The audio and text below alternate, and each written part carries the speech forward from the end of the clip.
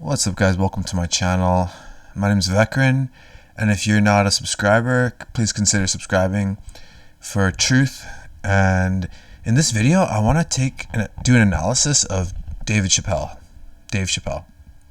And I grew up listening to him as a I liked him as a comedian, and I remember watching him in Half Baked, among other things. And what I'm going to tell you might be surprising, but I really believe that Dave Chapelle has been killed and is replaced. And I'll just try to give you the full story, but basically these people are like, what happens is the government or this cult that controls the world, they train and select people, entertainers. And once these people are groomed into the cult that runs the world, they get them to kind of use their talent for political reasons, to influence the public. And I feel like Dave Chapelle has always been pushed to joke a lot about the racism, and not that it doesn't happen, but when you go to comedy, it's not something you kind of want to hear a lot about. But truth is, I mean, it's good to know about things, but I think they're just pushing things too far, But I think Dave Chapelle, the real one, I'll show you the real one and the fake one. And I really like the real one. I think he was talking too much truth, and they killed him. And basically, the story is that he actually ran away to Africa, and he was like. The stories I heard that he ran away to Africa. He was freaking out, and then basically someone called him and offered him like a $50 million offer, and he came back, and then that's when he was killed and replaced. So I don't think he's a clone. I think it's a really good lookalike, and he sounds very similar, but he's not him. And I can see his facial, just small details in his face that it's not him. And this is the real Dave Chapelle. This is the real Dave Chapelle. We're gonna look at him and analyze him. This is the fake one. This is the real one, fake one. Okay, so basically I can see kind of into people's eyes, and I can see this guy, he's a different person basically, and he's definitely got more weight. You can say because he's older, he's changed, but no, he's not.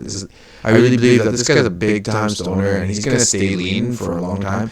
This guy is a different person altogether, and his jokes, his humor is trash. He sucks. He's literally just probably in the beginning he was nervous, but the group's like, yo, just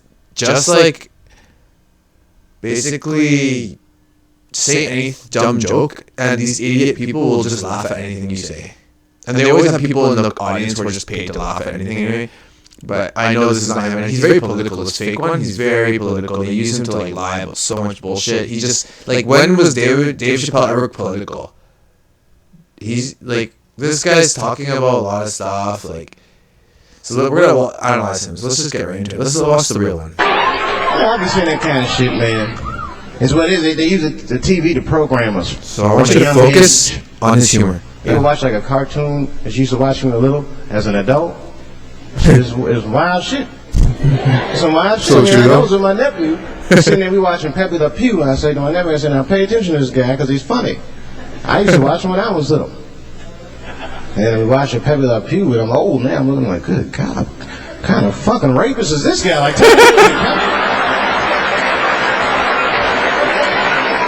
My nephew was sitting there cracking up. See, sometimes you gotta take the pussy like Pepe, oh!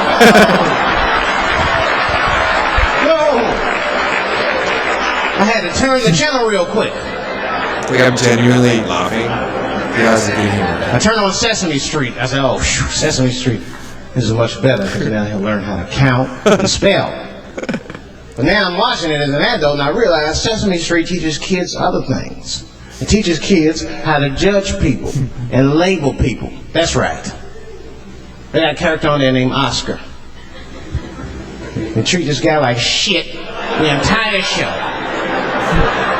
They judge him right in his face. Oscar, you are so mean. Isn't he, kids?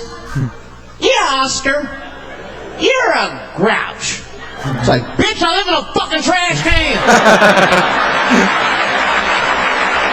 So actually, it's interesting. It's like he's telling kind of some truth that cartoons, they're made to influence, but then it's like, oh, it's a big joke. Oh, okay, he's deflecting. And then look at my channel. I go deep into that stuff, and we can always find something. So now let's look at this other guy. Actually, there's this long video I want to see.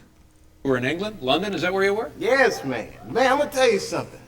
I went to England. I found out it was a fact that. And you know what? He has a lot of life in his eyes. His eyes shine. That's right. And what happens is that these people, there's two types of actors I suspect that they look for, because these people know a lot about energy. So they look for someone who has a lot of light, who gives off a lot of light, someone, a positive energy person, so that they can be they're very charismatic and they attract everyone's attention. And they're able to captivate people, and you can use these people to influence people. But also the other type of person, they also put witch type people who are like energy vampires. So basically they'll use them to mass siphon energy from people. But this guy is not that type of person. Man, people still listen to him. It's true. You know what they got? They got these whistles. It's like the most amazing thing. I saw a guy running from the cops. He's comparing the police from UK to America. It's like 15 cops chasing him. I think he stole a pencil or something. This guy is running. I mean, he was really, I thought he was going to get away. All of a sudden, yeah, he gave up the whistle. You must be very excited. The program has never been on the air, debuting it next week. Is that right? That is correct. And you're in good shape right after Home Improvement. It's a huge hit. You must be very excited. Yes, man. You know what it is, Dave. When I was growing up, I didn't see too many, brothers on TV. Not too many black people on TV. Not too many. Isaac from Love Boat and a few others. Well, that was an excellent role model there. Yeah, man. I'm telling you, I used to watch Cruise ship bartender, yes, sir.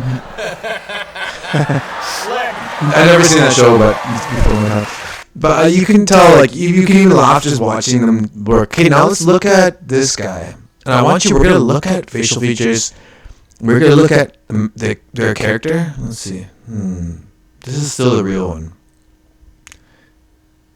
Let's see the fake one. Where is he? Okay, right here.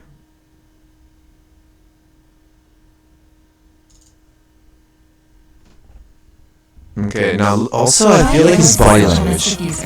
Like, okay, if he's a liar, he's not gonna be real. And if you're not real, you're not gonna be. If you're fake, you're not gonna be proud of yourself. You're not gonna be like sitting there like you're confident and happy. I don't know, I just feel like he's always seems like he knows he's bullshit. That's what I think. When I was maybe 19, I opened for Aretha Franklin at Radio City. Wow. 19. Yeah. Looking back on it, I'm sure she didn't choose me herself. Okay, so I know you guys can say, oh, he's older, maybe he's done drugs, he's a little slower now, but I'm telling you, this is not the same person. Listen. But it was great. It was great. I always want to go back as a headliner. Oh my God! But 19, and it's a different person. When I was 19, I had a paper route. And they use them to influence. They still need his rep, right? And also, why would they do it? Because you don't leave the Brotherhood. You don't just leave. If you sell it to the occult, you're signing a contract with Satan indirectly. So basically, you need to do sacrifices in the group, and you promise to keep secrets, oaths, and you don't leave, and you do the rituals. The more you sacrifice, the more that you'll grow higher. But they also will call you sometimes to do favors and do stuff, to do promotions or whatever you're good at. They're going to use your talent, but you can't just say no. You're part of a brotherhood. So if you walk away, you're done. Were you prepared at 19 for that kind of a gig? It was 15 minutes. I had about 30 minutes then. Mm-hmm. I was prepared enough. Yeah. I mean, was I as good as Aretha Franklin? No. Well, no. Well, my I'm not even laughing, man. My job was just to get people used to looking at the stage. I'm opening that. Yeah. They're just laughing because, it's Dave Chapelle. Is this, now, in a big gig like this, they have a rehearsal, do they have a walkthrough, they have like a sound checks and that kind of thing? I don't know. I imagine there'll be a sound check. You can either go or send a guy. Right. But when you were 19, did you go for a sound check? Well, This is not the same person. which was a terrible. Okay, now let's look at him doing comedy. It's kind of hard to watch this guy, but I want to listen to him. Let's see, this is the fake one. Let's see. And as soon as I open my car door, I hear a voice go, David Chapelle. I didn't even have to look. I knew it was her. And I looked back, and sure enough, there she was, that face. To be honest with you, she probably wasn't even that old. She's probably around my age. But she was a white woman. This bitch looked terrible. I was nice. I said, hello, miss. And she didn't say anything back. All she said was, I watch your comedy. I said, uh-oh. And then she says, it's true. She goes, sounds to me like you hate women. I said, well, you know what, miss? It's art. And you're free to interpret this art however you'd like. But I can tell you, as the maker of this art, that I don't believe that I feel that way. And she said, well, I think. And I said, shut up, bitch. Shut the fuck up. Okay, so I noticed this David Chapelle is very aggressive, and it's not him. He mentions a lot about money a lot, and I think the real one didn't give a fuck about money. I'm the coolest motherfucker on Sesame Street. Okay, now let's look at another one. It's very interesting. Yeah, this is not the same guy. We're gonna go now back to here, and we're gonna look at facial features and stuff like that. But let's see, what's another one? Let's look at another one. Yeah, it's just not the same guy. He's very. Let's see the real one. Let's see this one. That kind of. I do anything that has to do with race. I read a little here, see a little there, and I travel. That's always good.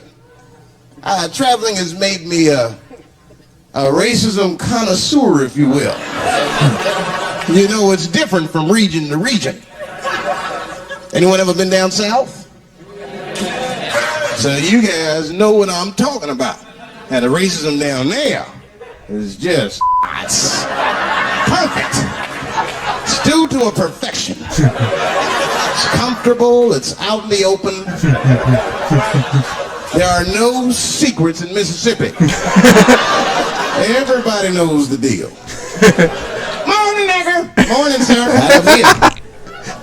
You hit the big cities, man. It's different. It's always a secret. That kind of.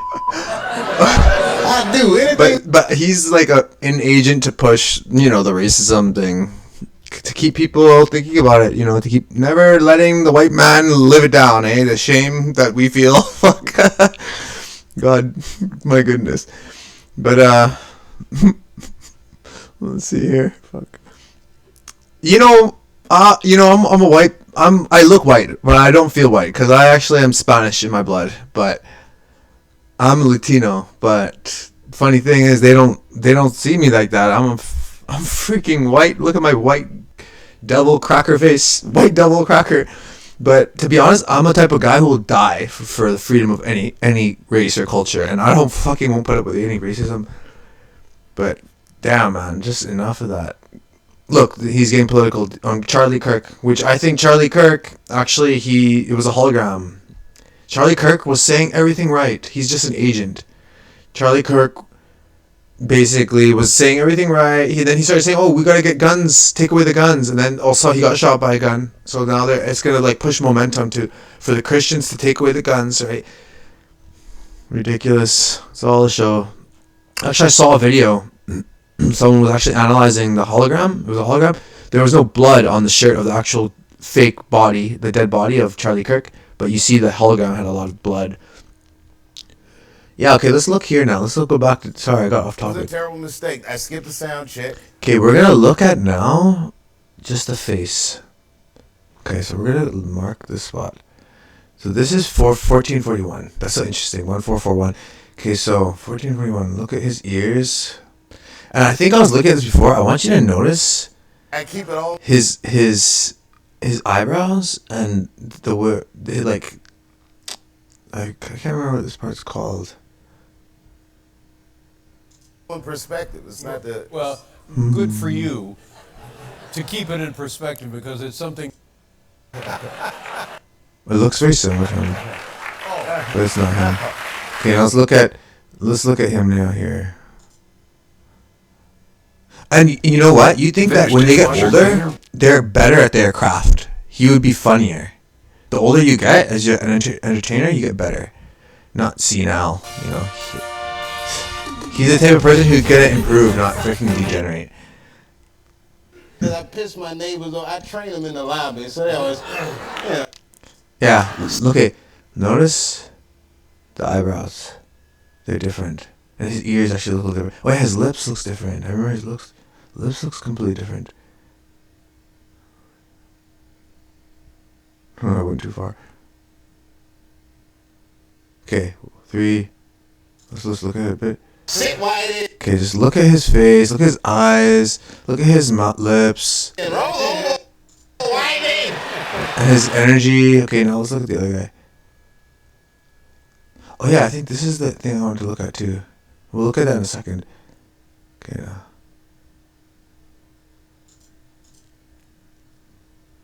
No. It's like he's not even happy to be there. He's never happy to be there because he knows he's a fraud, lying, scammer. God has a special place for You had you your scum you had like the, you. Dave Chapelle show at Comedy Central. Trash. And then you didn't have All of you Dave guys. This guy Chappelle too is an agent too. Central. And Trained in right. comedy, the reason most people have a show and then don't have Trained a to show lie is because and they mislead say, the well, public. we don't want you to have a show. Entertainers, but they're so good at their craft. That wasn't the case here. Blah blah blah.